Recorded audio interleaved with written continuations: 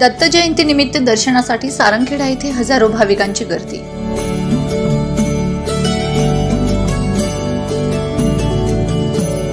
सारंगखेडा येथे नवस फेडण्याची अनोखी तुला पद्धत।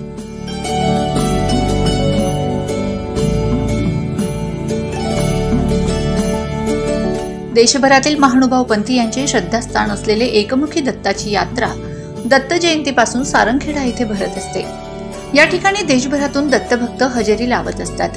दुपारनंतर भाविकांच्या मोठ्या रांगा लागल्या असून नवस फेडण्यासाठी मोठ्या प्रमाणात भाविक येत असून केळी, गुळ, साखर याचा तुला केला जात असतो।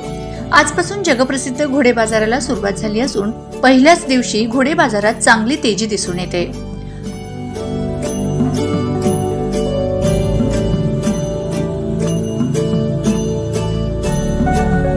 Bureau report, Navapur express news, Sarangkheda.